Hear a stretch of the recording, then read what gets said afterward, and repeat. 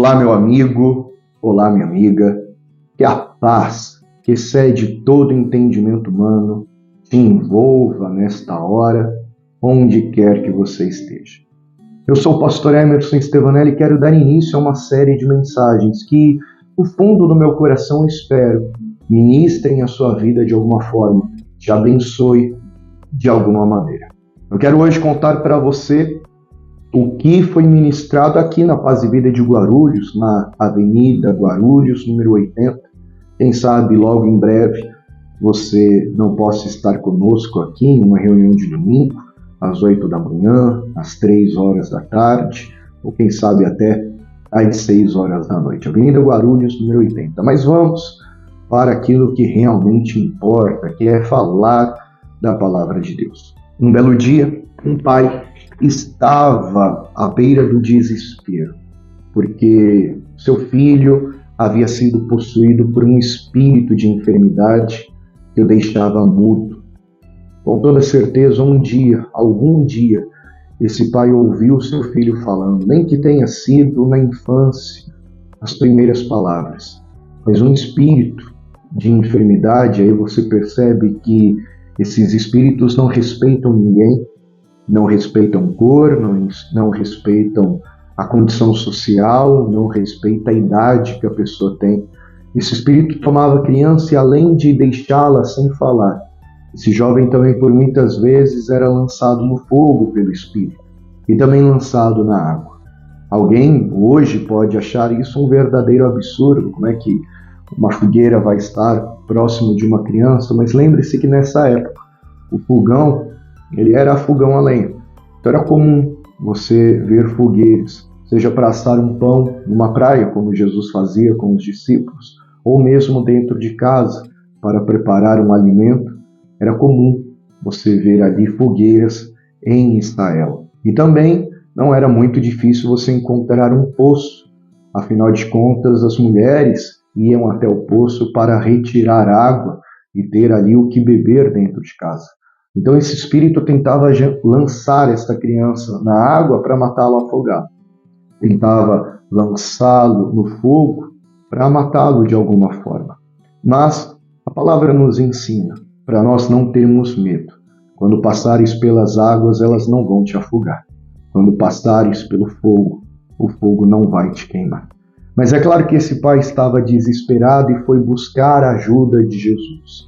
A princípio não encontrou apenas os seus discípulos, e os discípulos tentaram ajudar, mas toda ajuda foi em vão.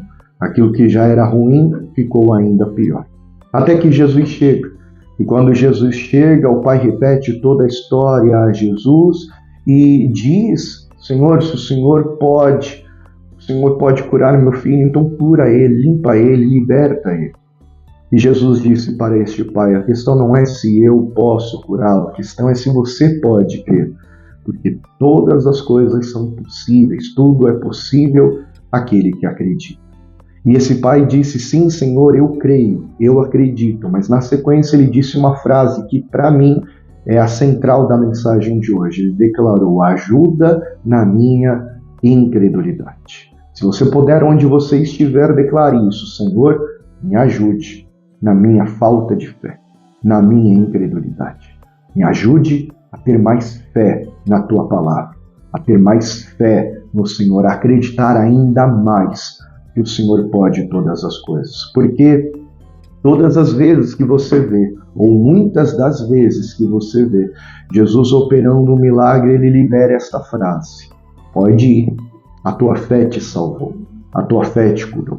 Aquela mulher que tinha um fluxo de sangue veio se arrastando até Jesus. Uma multidão tocava em Jesus, mas de repente ele para e declara: alguém me tocou de uma forma diferente.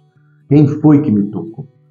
Seus discípulos ainda dizem: mestre, tem uma multidão te apertando, o Senhor quer saber quem te tocou. Está todo mundo tocando em ti, mas ele disse: alguém me tocou de uma forma diferente, porque eu senti que virtude saiu de mim. E essa virtude foi de uma certa forma arrancada pela fé daquela mulher que dizia no seu íntimo: se eu somente tocar em Jesus, eu serei curado. Quando ela tocou na orla do manto de Jesus, ela recebeu a cura. Jesus olhando para ela, ela afirmando, fui eu que toquei em ti. Jesus olhando para ela, declara, pode ir, mulher, a tua fé te salvou. Da mesma sorte, da mesma maneira, Jesus repetiu essas palavras para o cego Bartimeu. Clamava, ao ouvir que Jesus de Nazaré estava passando por ali, ele começa a clamar, Jesus, filho de Davi, tenha misericórdia de mim. Enquanto muitos achavam que Jesus era apenas de Nazaré, Bartimeu declarava, ele é o Messias, ele é o Cristo, ele tem poder para mudar a minha vida. Enquanto ele clamava, Jesus para. A fé de Bartimeu fez com que a comitiva de Jesus parasse. Jesus manda chamar o cego e pergunta a ele, o que queres que eu te faça? Percebeu? A fé deste homem fez com que Jesus perguntasse, o que você quer que eu faça na sua vida? Qual é a mudança que você quer que eu opere em seu favor? E o cego rapidamente disse, eu quero ver. Logo Jesus o curou e disse, a tua fé te salvou, a tua fé te curou. E esses sinais continuam a acontecer, continuam acontecendo, porque o nosso Deus é o mesmo ontem, hoje e eternamente. Na igreja primitiva, Paulo estava pregando a palavra em Listra, quando ele percebe que existe uma pessoa no meio da multidão que é paralítico desde o seu nascimento, que nunca firmou os seus pés, que nunca deu um passo, um homem que nunca andou sozinho. E Paulo, olhando para este homem, percebeu que este homem tinha fé para ser curado. Então Paulo olha para este homem, libera uma palavra e diante desta palavra o homem acreditou. E diz o texto em Atos dos Apóstolos que ele se colocou de pé e toda a igreja se maravilhava pelos milagres que estavam acontecendo naquele lugar. Então a fé ela te aproxima do sobrenatural. A fé te aproxima de Deus porque sem fé é impossível agradar ao Senhor. Mas a falta de fé, a incredulidade, ela não apenas afasta você da bênção, mas ela também vai impedindo você de viver novas experiências com Deus. E qualquer pessoa pode passar por um dia de incredulidade, um dia de dúvida. Maria Madalena foi até o sepulcro e viu que Jesus havia ressuscitado.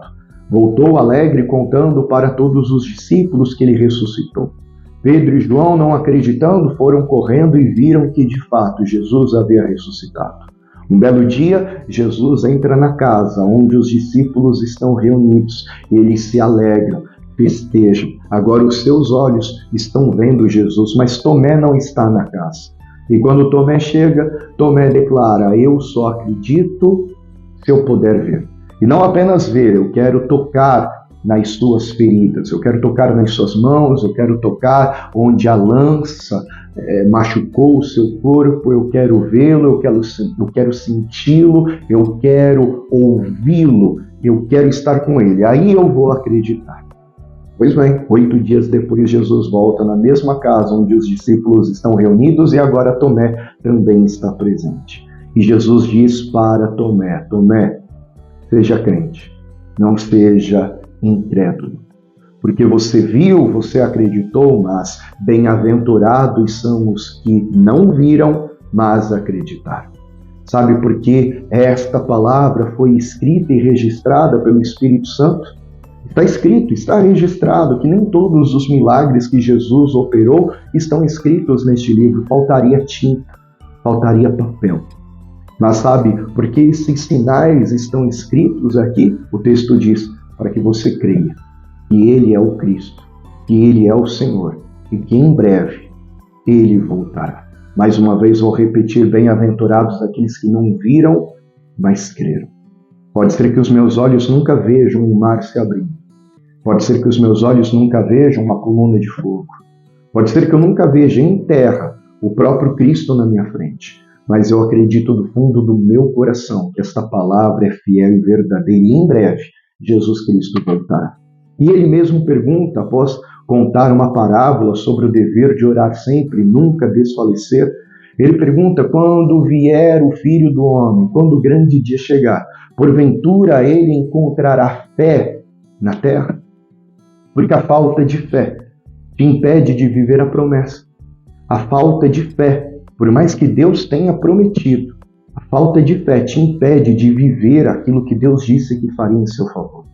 No livro de Números, Israel, através de alguns espias, olham a terra prometida e voltam dizendo: olha, tudo que Deus prometeu é verdade.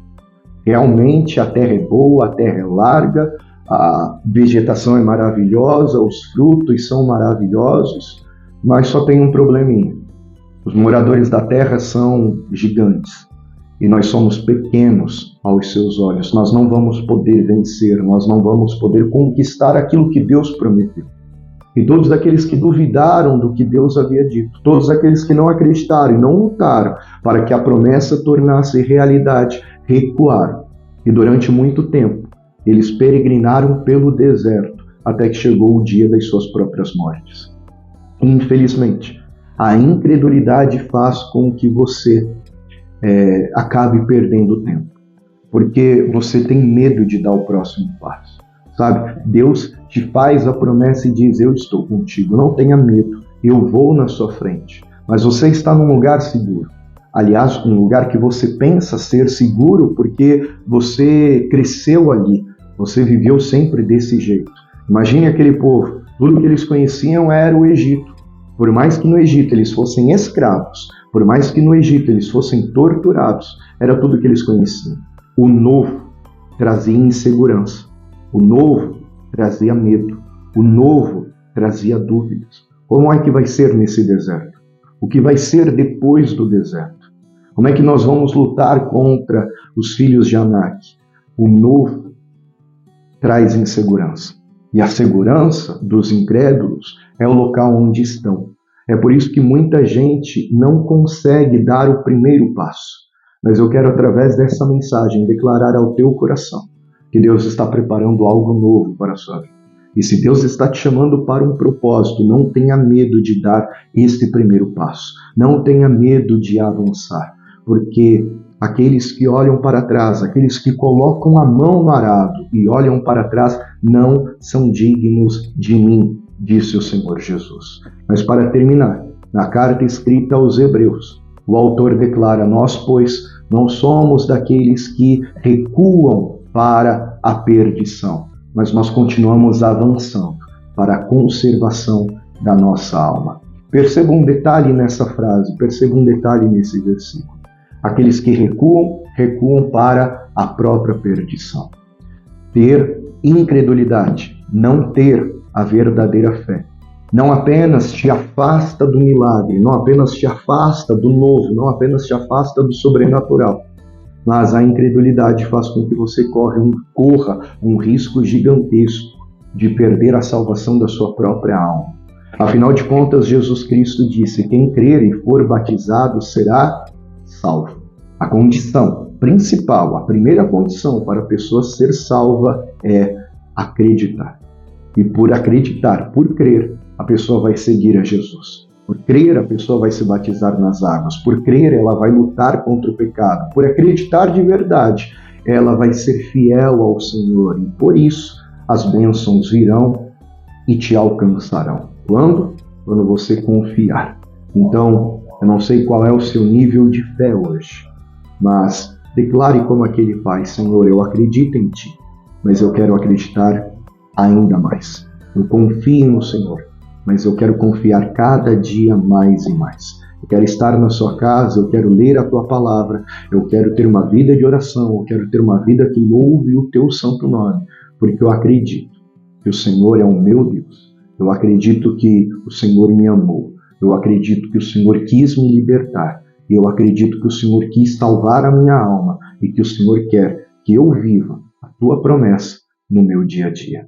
Espero do fundo do meu coração que esta palavra, de alguma forma, ela fale com você. Se você puder, é claro, interaja com esse vídeo, curta esse vídeo, se inscreva no canal, é muito importante, se inscreva no canal e interaja também compartilhando com os seus amigos, com outras pessoas, para que a internet entenda que esse conteúdo é relevante e pode levar bênção para a vida de alguém, tá bom? Deus te abençoe, Deus te guarde, um forte abraço e viva o Senhor Jesus.